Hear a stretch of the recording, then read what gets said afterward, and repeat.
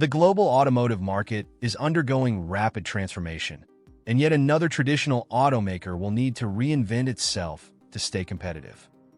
This time, it's Japan's Nissan in the spotlight. Amid intense competition in its main international markets, the brand announced today that it will need to lay off 9,000 employees globally. And that's only part of the problem and the crisis the brand has been facing since the departure of its former leader, the Franco-Brazilian Carlos Ghosn. In this video, you'll learn what's happening with Nissan and why it's a major cause for concern.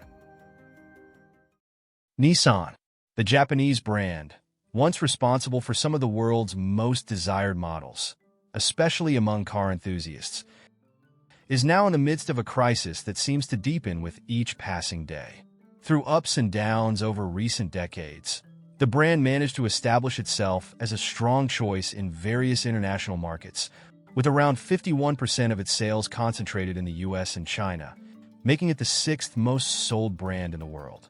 Much of its sales in recent decades were driven by an action plan designed by its former leader, Carlos Ghosn, who repositioned the company in partnership with France's Renault and Japan's Mitsubishi.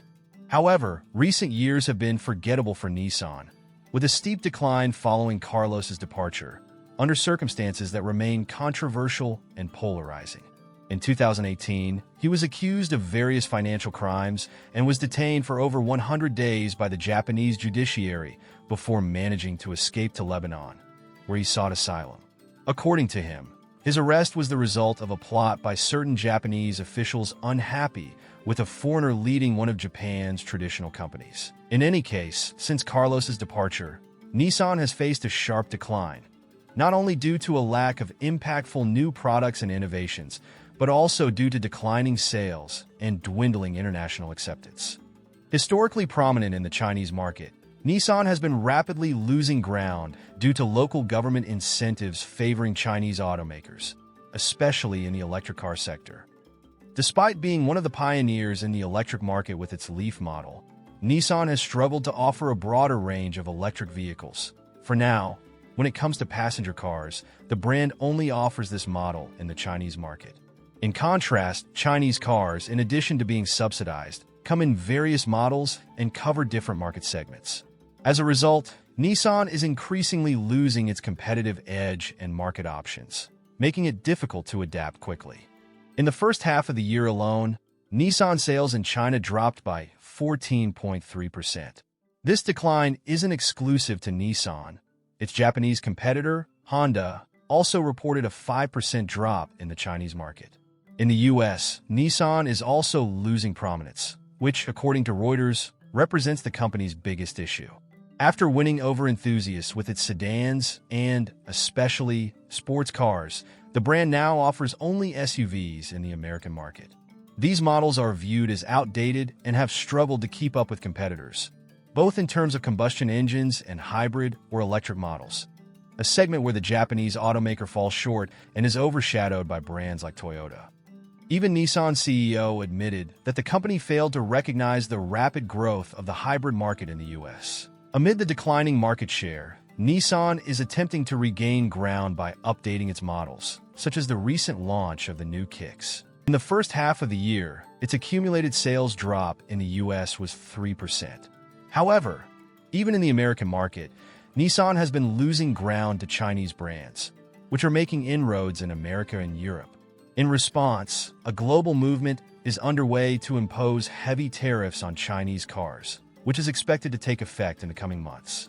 Despite being the sixth best-selling brand globally and the third largest Japanese automaker, Nissan's revenue lags behind that of other companies with a far smaller reach.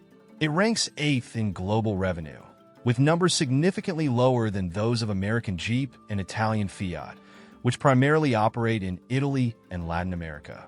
BYD also challenges Nissan on the global ranking, as this year it is becoming the 8th best-selling brand in the world, heavily investing to grow its figures, especially with a potential increase in the Brazilian market. This situation highlights that, despite its volume, Nissan struggles to generate significant revenue and, even more critically, profit. This also points to a management problem within the company. Between April and September of this year, Nissan saw an astounding 93% drop in profit, and it's projected that annual profits will fall by 73%. Sales are also expected to fall short of projections for the year, with a global drop of 3.8% in the first half alone. In an attempt to recover lost ground, Nissan has announced significant changes. The first is the layoff of 9,000 employees, or 6.7% of the company's total workforce. Although a relatively small percentage, the cut also represents a 20% reduction in production capacity, resulting in a savings of $2.6 billion for the fiscal year. Even the company's CEO, Makoto Uchida, has announced that he will reduce his salary by 50% starting next month. He also stated that top-tier executives will be invited to voluntarily reduce their salaries. Another important measure is the announcement that Nissan will sell 10% of its shares in Mitsubishi Motors. Through this transaction, the company expects to raise around $442 million. Mitsubishi Motors is currently valued at an estimated $4.4 billion. With the funds raised, the company plans to invest in new models and address the financial challenges it has been facing. Operationally, Nissan aims to strengthen its cooperative ties with Renault and Mitsubishi, a partnership that has lasted over 2 decades. Additionally, the company intends to shorten the development cycle for new models to 30 months. Now, it is racing against time to meet the demands of markets it has lost or is at risk of losing. Reducing the number of models is also on the agenda. Currently, Nissan offers 25 different models globally, but the trend is toward fewer models, with each one designed to serve multiple markets rather than being limited to specific ones as is currently the case. For now, the brand is set to launch a few new models such as the new Kicks. However, if Nissan wants to make a comeback, it will have to do much more than simply update its existing models. If it cannot reinvent itself and return to innovation, it risks being left behind for good. Do you think Nissan will make a comeback? Share your opinion in the comments.